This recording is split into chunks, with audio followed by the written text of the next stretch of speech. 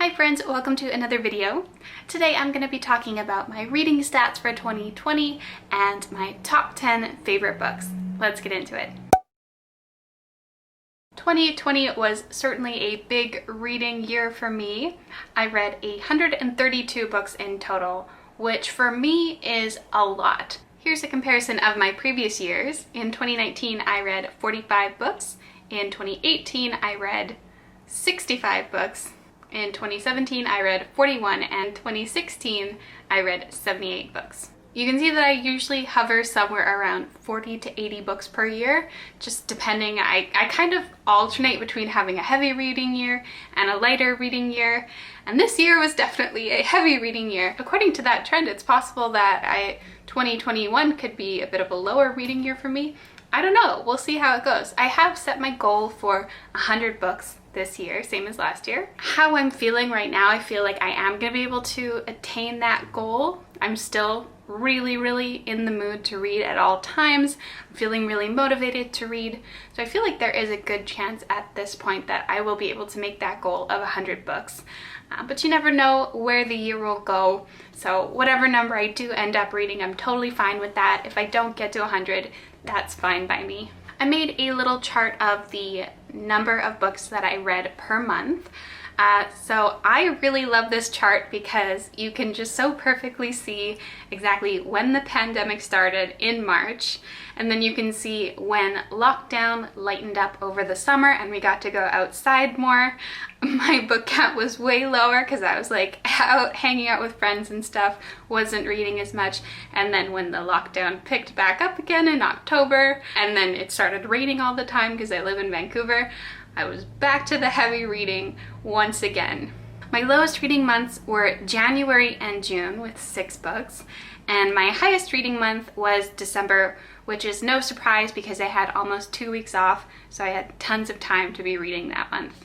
This is a graph of overall genre of books, so I sorted by genre and then by audience, so young adult versus adult. So this is both with young adult and adult included. You can see that my highest genre read was fantasy, followed by contemporaries and fictions, and then my next highest was mystery thrillers, followed by romances. I read about 58% young adult books in 2020 and about 40% adult. I only read 3 books that didn't fall into that category. I read 1 children's book and 2 middle grade books, so I'm just not counting those. So of the young adult books that I read, 60% were fantasy. So I think that definitively confirms that I am a fan of fantasy YA books. My next highest was contemporary, which actually really surprised me because I didn't think I was that big a fan of contemporary books, but I guess I read a lot of them in 2020. It seems like that kind of hard-hitting contemporary genre is where I fall. I'm not so much into the light, fluffy romance, but if there's, hard themes, big hitting topics, that's what interests me. As for the adult, surprisingly my highest percentage was fiction with almost 19%, then followed by fantasy and mystery thriller. I did make an active effort to read more mysteries and thrillers last year, so that's definitely why that number has gone up, otherwise it would have been way lower. My romance percentage is actually almost the same as the mystery thriller, which is interesting because I haven't been reading that much romance lately. I actually expected it to be a bit higher because I used to read a ton of romance, but I think I've just kind of naturally not been as interested in it lately. I don't know if I'll ever go back to the romance genre. I might just end up picking and choosing a book here or there that I want to read, but I'm not like that voracious of a reader of it anymore. If we go over my Goodreads stats, I read a total of 51,314 pages in 2021. I read 132 books in total. My shortest book was 40 pages and my longest book was 827 pages. That surprises me actually because winter didn't feel that long when I was reading it, but I guess it was. I don't know, maybe it just had like really big text in the pages or something. It didn't feel that long to me. The average rating that I gave books was a 3.9. That's good. It shows that the majority of the books that I am reading I'm enjoying. that's what I want. I don't mind that stat at all. It's totally fine. I'm happy to read books that I don't like and books that I do like, because usually if a book is like, if I don't like a book and it's boring, I just DNF it. But if I do finish it, it's usually because I'm enjoying hate reading it, so I'm still getting that enjoyment out of it, so it's not that bad. My goals for 2021 are pretty simple. I was getting a little bit too perfectionist brained about it, so I decided that I would just keep it very, very casual and not put a lot of pressure on me for exactly what I should read. So my goals are just try and read 100 books and make an active effort to support more diverse authors. Now, let's get into my top 10 books of 2020. These are in no particular order. I didn't really feel like ranking them because they're all fantastic and amazing and all so different from each other that it's hard to just put a number on them. Firstly, Beartown by Fredrik Backman. This is a fiction book about a small hockey town that gets rocked when one of the star junior players on the team sexually assaults a young girl in the town. I've mentioned in many of my videos that I absolutely love Fredrik Backman's writing, and this book is definitely a huge part of why that is. I lost count of how many times I cried while reading this book. It was just so well done, so impactful. I just want to go read every single book he's ever written. Next is The Secret History by Donna Tartt. This is a book about a college boy who joins a group in an elite classics department, and kind of discussions about morality ensue when the group gets involved with a murder. So it's very, very classic dark academia. I absolutely devoured this book. It was just so well written, so thought-provoking. Can't wait to reread it. Next is Cemetery Boys by Aiden Thomas. This book just like sets fireworks off in your heart. It just makes you feel good about the world for a little bit. It's just got such a great ending, and it reminds me a lot of Coco, the Disney movie Coco. So if you were a fan of that, I would say definitely check this book out. I am super, super excited to read Aiden Thomas's new book that they have coming out this year. It's called Lost in the Neverwoods, and it's a Peter Pan retelling. Just yay! Can't wait. It's gonna be so much fun. The next book on this list is Truly Devious by Maureen Johnson. I absolutely loved the entire series, but I think the first book is the strongest out of the three. I loved the historical 1920s vibes of the murder that happened in the past, mixed with the contemporary setting in the future with the wonderful, diverse cast of characters.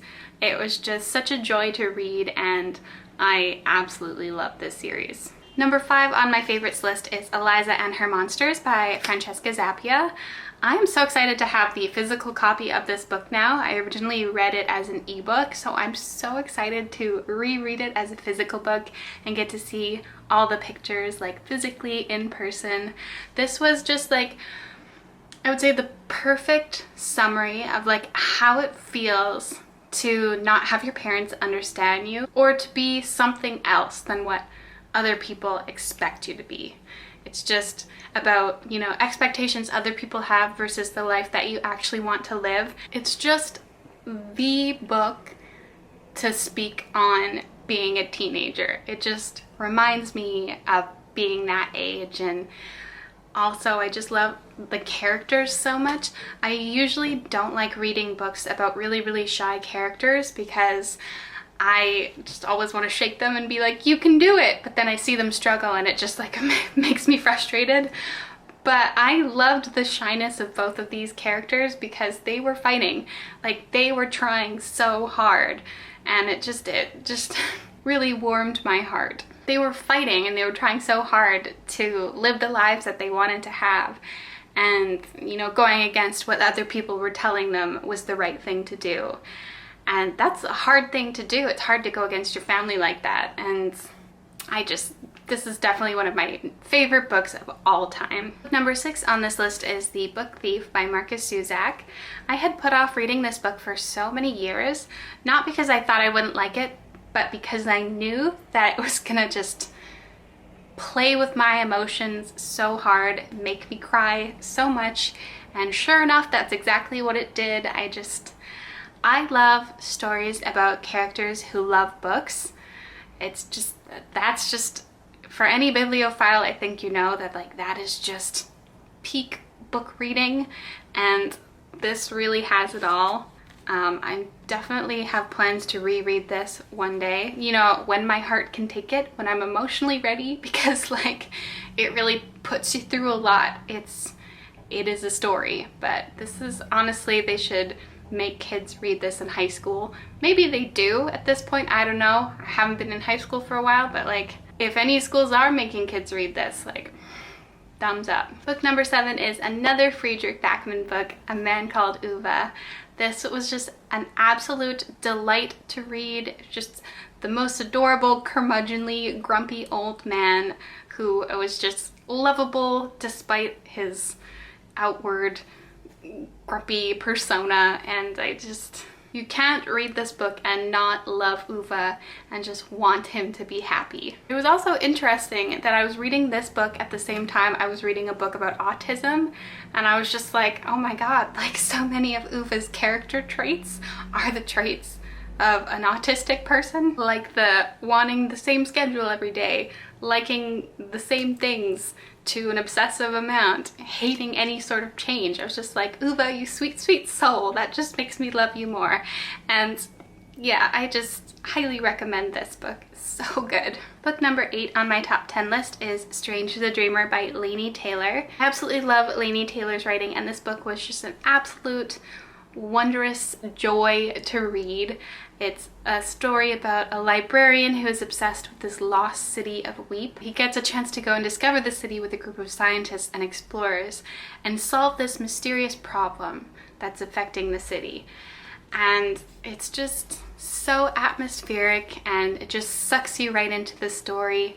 And it's long, but it goes by in a flash. It's like you look down and then you look up and suddenly it's 200 pages later and it's like, oh, what happened? Yeah, this was just such an immersive experience to read, and I'm really, really excited to read Muse of Nightmares in 2021. Book number 9 was Every Heart a Doorway by Shannon McGuire. The first book in this series really holds a special place in my heart, although I have read, I think, the next 3 books in the series by this point.